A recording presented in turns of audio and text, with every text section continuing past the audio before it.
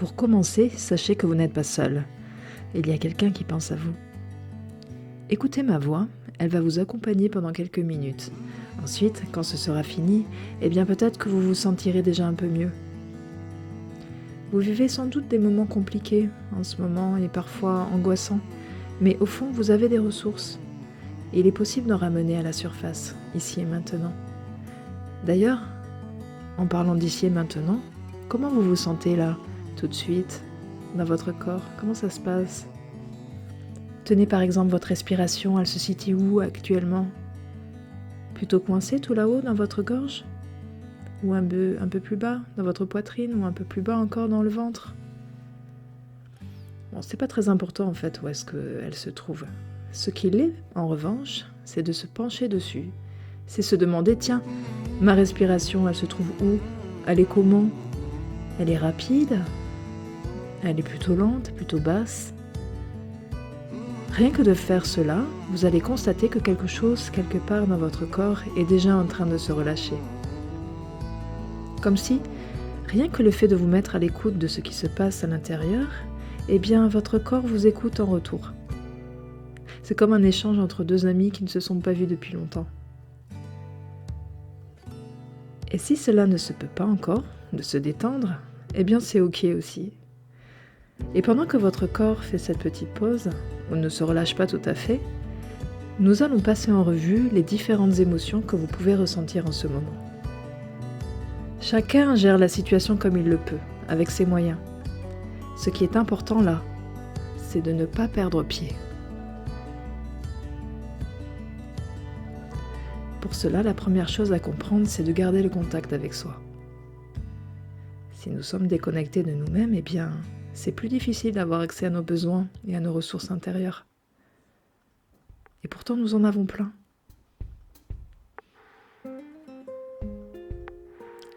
Le ciel, peut-être parsemé de nuages, mais le soleil est toujours là. Mais dans les moments où on ne se sent pas bien, on est alors dans un état un peu nébuleux, bizarre, flottant. Vous vous souvenez de ce que vous avez fait hier et avant-hier et le jour d'avant? Vous avez l'impression que les jours se ressemblent tous et que vous êtes en train de perdre la notion du temps? Il est important alors que vous sachiez qu'en cette période, une des choses à sauvegarder pour soi, c'est un rythme, avec des horaires fixes, de coucher, de repas, des routines quotidiennes, au plus proche de ce que vous pourriez avoir en temps normal. Pourquoi? C'est vrai, pourquoi vous ne pourriez pas vous laisser aller complètement? Surtout si vous n'avez personne pour venir vous réveiller le matin. Et c'est parce que cette routine journalière, elle vous maintient dans la réalité. J'insiste sur ce mot, la réalité. Certes, de temps en temps, cela fait du bien de rompre avec les habitudes. Je sais que certains parmi vous auraient tendance à se couper du monde. Cela vous paraît peut-être plaisant, puisque vous échappez aux contraintes qui jusqu'alors vous préoccupaient. Mais c'est un leurre. Vous le savez sans doute. Et ce n'est pas trop tard pour reprendre un rythme. Ce sera le vôtre, vos horaires. Le tout, c'est que vous arriviez à les maintenir régulières. Votre estomac vous dira merci, votre sommeil aussi et votre morale aussi. La meilleure chose pour garder contact avec la réalité, c'est de trouver des repères dans le présent. Ce que vous aimez regarder. C'est peut-être la nature, c'est peut-être les gens que vous aimez. Imaginez, c'est comme si vous étiez confiné dans un lieu sans que vous ne puissiez voir la lumière du jour. D'instinct, vous chercheriez des moyens pour maintenir votre notion du temps. Donc, vous l'avez compris, le temps, le rythme journalier, les rituels sont vos amis.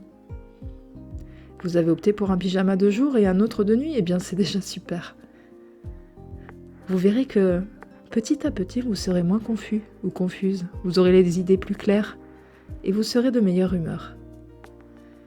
Il suffit d'un rien parfois pour modifier son humeur. Il se peut que vous vous sentiez triste, sans énergie, sans envie. Ce genre d'état dans lequel vous avez du mal à vous extraire malgré vos efforts. Ouais, c'est pas toujours évident de sortir de cet état. Pourtant, il y a quelques petites choses que vous pouvez faire. Plus c'est simple, et plus c'est facile à mettre en place.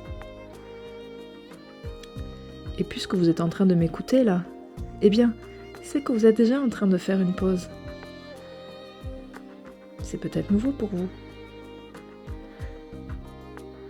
Ce n'est pas que vous arrêtez le temps, c'est au contraire une façon de s'y accorder au lieu de courir derrière ou devant.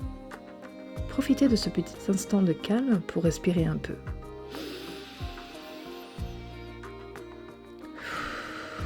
Et puis soufflez.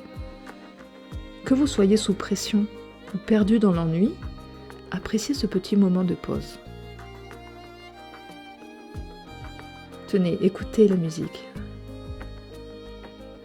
Écoutez la musique de votre corps à nouveau. Vos muscles sont-ils tendus ou douloureux, quelque part? Votre nuque, votre visage? Vous savez, vous pouvez vous masser cette zone avec vos mains, ça décontracte. Vos jambes, vos bras sont endoloris ou tout endormis? Mais faites de même, ça fait circuler le sang. Vous savez, ce qui débloque, c'est le mouvement. C'est bouger, c'est remuer. Vous aimez danser? Vous aimez la musique? Laissez-vous entraîner par son rythme. Quel mouvement vous avez envie de faire là tout de suite? Vous pouvez le faire, faites-le, ou imaginez-vous le faire. Je ne sais pas ce que ça peut être. Peut-être vos poings se fermer, ou vos bras se tendre, c'est peut-être juste votre main. Ou vos doigts qui bougent, ou juste votre tête qui se dandeline d'un côté puis de l'autre. Et si c'était tout votre corps? Vous entendez les battements réguliers? Et vous entraînent.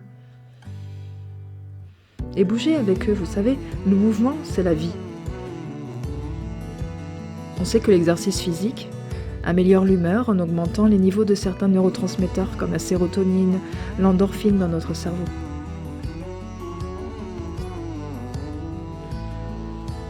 Allez, soufflez, posez-vous un peu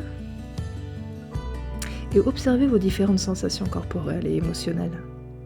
Si jamais en cet instant vous ressentez quelque chose de positif ou de moins positif, je vous invite à lever vos deux mains devant vous, paumes visibles, de les croiser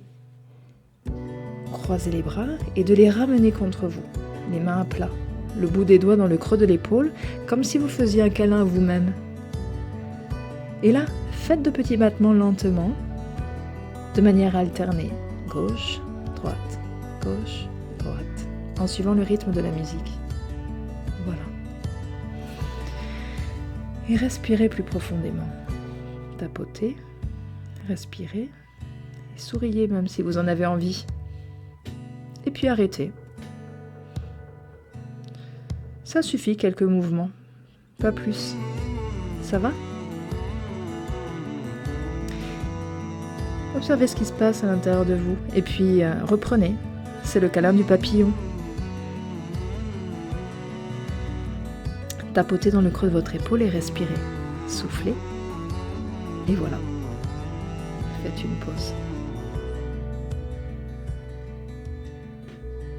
Il est temps maintenant de relâcher vos bras. Prenez une grande inspiration.